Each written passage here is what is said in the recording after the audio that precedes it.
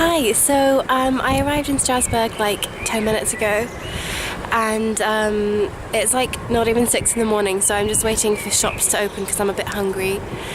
There was a pharmacy called Unicorn Pharmacy, which made me laugh, and I've just got the river in the background, which is really pretty, and some really gorgeous houses as well. Oh, there's trams. I love trams. My Google Maps wasn't working, so I've just been following the tram line north because I saw where the map goes for the trams. Anyway, I thought that's a good idea. So yeah, I'll see how it goes.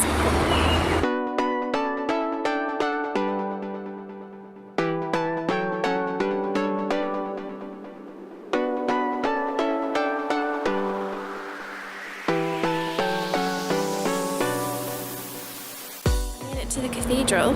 Ooh. And it's still only like 6:30 in the morning, and I'm really cold and I just want some coffee. I'm waiting for cafes to open so I can be in the warmth, but it's really pretty, so pretty. I'm liking just scooting around and seeing stuff, although loads of the floor is cobblestone, so it's not very fun to scoot on.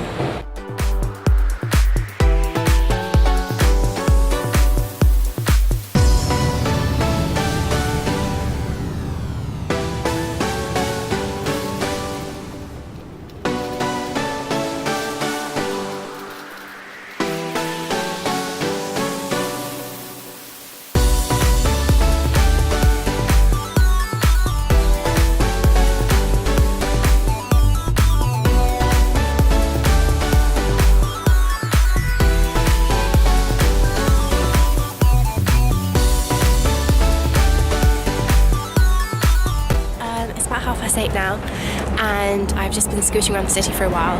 Then I found a nice cafe where I had some breakfast, like a coffee and some orange juice and stuff. And I think I'm just gonna scoot around for a while and see where I get to. I'm planning on going to like the European Parliament and stuff, and I'm just gonna follow the river until I get to this really nice church, Louise. I'm really excited to see the city in the daylight this time. It was so dark and cold this morning.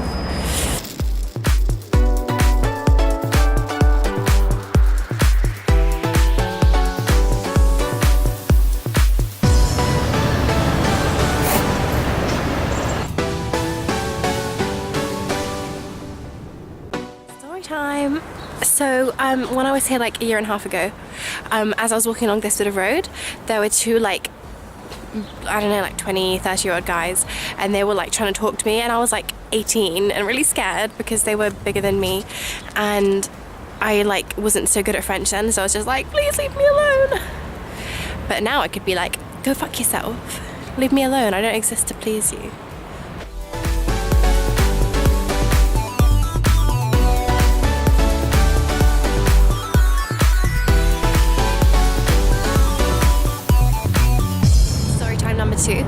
So when I was last here, I'd arrived and I was just exhausted, so I had a nap for a while, and then by the time I left the hostel, I just couldn't find any shops that were open and had food. It was the first time that I'd gone travelling whilst vegan, so it was just kind of hard to like find food that I could eat, and so I just literally bought a baguette from the first place that I could find, and then I was just eating it, like just chomping on it, and as I got to this bridge over there, some guy was like, bon appetit, and he was on a jog with his daughter, and it was really funny. I was quite embarrassed. Anyway, this church is really pretty. I made it to Église Saint-Paul, I think, and it's really nice, and like with the reflections in the river, this whole town is just so beautiful, and I love the trams. I'm also excited to go to Germany. Yes.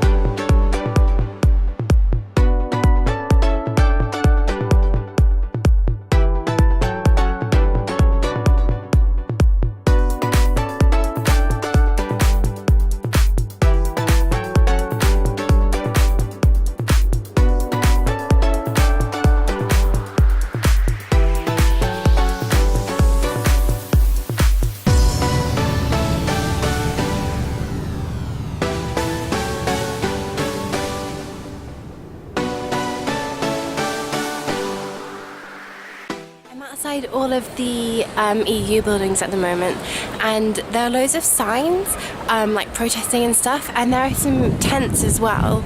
I don't know if you can see the tent down there, the yellow thing. It's just a weird juxtaposition of like the wealth of the European Union as an institution, and yet the poverty and injustice faced by some individuals in it. Because like, I don't know, unless you're white, straight, cis, whatever, you still can be persecuted in many places in Europe. I know homophobia, racism, transphobia are still rampant in many places.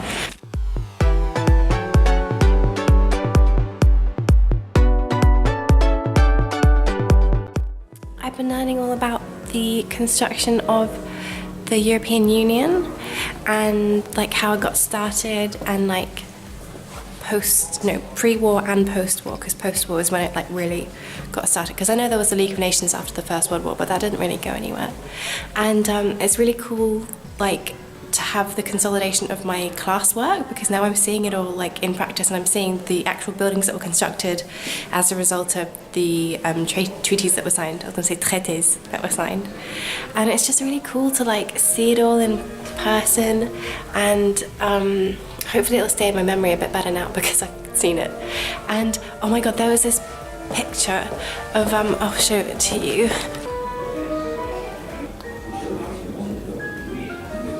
That was from 1984, and I just thought it was so shocking that like Germany was still divided at that point, and the Berlin Wall was still to be up for another 4 years, and like communism was still rife all over Europe, and like it's just so, I don't know, I find it kind of shocking, but in a nice way, that like even when Europe was still so divided, at least France and West Germany could come together and be like, this war was horrendous and we never want it to happen again.